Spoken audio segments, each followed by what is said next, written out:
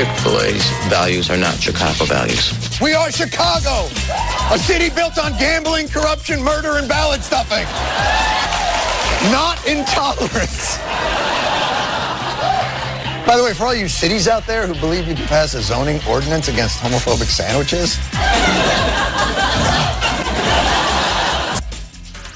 you know, you've lost the argument when you've lost Jon Stewart. I think that goes without saying. That's Jon Stewart from The Daily Show last night talking about the Chick-fil-A deal where the mayor of Chicago, you're all familiar with this, Chick-fil-A, the guy who owns Chick-fil-A, Mr. Cathy, he goes on a talk radio show a couple of weeks ago, maybe months ago now, and it discusses his view on traditional marriage.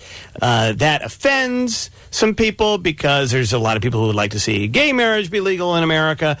And it is not legal in the state of Illinois, by the way. But then as soon as that comes out, all of a sudden you got a Chicago alderman decides he wants to grandstand. He thinks it could be a good idea to go, that work out. There's a Chick-fil-A wants to open up over by my neighborhood. By the way, alderman voice impersonated. There's a Chick-fil-A wants to be open over by my neighborhood. Listen, I don't know. I don't think they got our values. I think they got traffic issues. We're not going to let them open up. And I'm doing that for you. Unless, of course, they want to make a contribution of some sort to one of them gay advocacy organizations. I don't know. You know, right. Maybe that's a good idea. They got a little extra money. By the way, I'm running for re-election.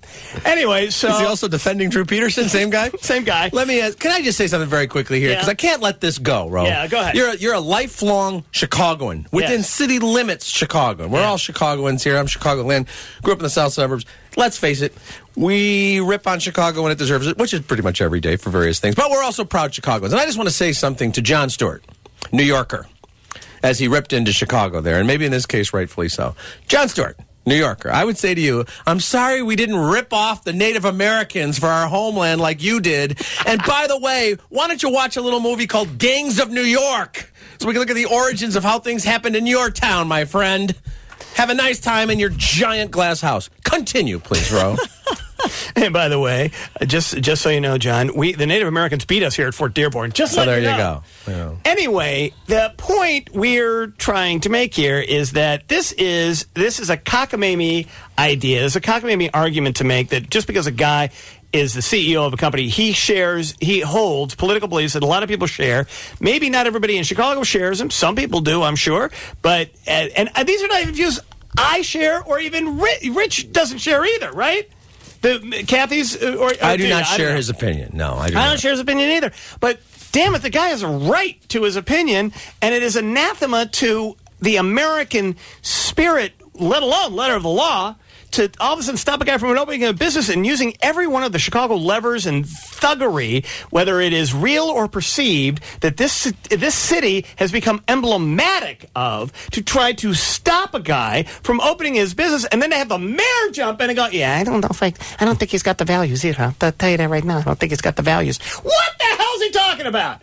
All right, now, today was a Chick-fil-A day. They had some people... Appreciation Day. Some people came down. We've got pictures at the WLSAM.com site of people going to the Chick-fil-A in downtown Chicago for this. But Chris Cleveland is on the Super Celebrity Hotline. Chris Cleveland is a Republican in Chicago, which, by the way, we finally found one. And Chris is considering, and this actually made national news yesterday, Chris is actually considering suing, right? Yeah, that's right. And, this is more than a cockamamie thing. It's more than anathema. It's an illegal thing, and the alderman can't do this. There are laws against this sort of thing. And what would be the basis of the suit? Well, there's an Illinois human rights ordinance that says that you may not discriminate based on the religious views of someone. Now, this Dan Cathy, he expressed his sincerely held religious views. You might not agree with him, but they aren't corporate policy. They're just his views. And this alderman denied a business license solely on this basis. And he said that. He wrote it. He put it in the newspaper. It's not about traffic or parking or anything like that. It's about his views. And that's religious discrimination. It's against the law in Illinois.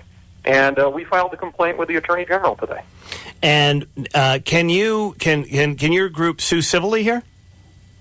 Say one more time? Can your group sue civilly? Well, we don't need to, because there are human rights agencies, civil rights agencies that do that sort of thing. Will they do it, do you think? Yeah, I mean, we could, but we're not actually the aggrieved party here. Right, but So, will they? I mean, will he they? didn't do anything to us, so we can't sue. But what we can do is ask the Attorney General to investigate, which is something that they're supposed to do. And if there's a violation of the law, which there is, then they have standing to go after him. All right. Well, let's see how far that goes in Illinois. But anyway, it's at least Chris, you're right on this issue. This is the kind of thing that if it were going in any other direction, there would be people doing exactly what you're doing, petitioning to the Attorney General of the state of Illinois to investigate and to come to an answer here. And especially when it comes to what goes on in this city. Oh my God. Did you see? Thank you, Chris. Appreciate your time, sir. Thank you. Did you see the story last night, Wardroom on the NBC site? Did NBC.com, NBC5.com. Did this story. They looked at global cities, and we always want to talk about a global city. That was the whole idea of going to get the Olympics and NATO and all the rest of it. We're a global city. We want to be there. We are, in terms of those high-profile global cities, the deadliest city by hundreds of percent over our closest competitors. And when you stop now, for example, and I just want people to think about this. The mayor's all worried about the Chick-fil-A and this alderman who I can't even bring myself to understand. I've tried to, everything. I try to crawl into people's heads and try to figure out what it is they're thinking.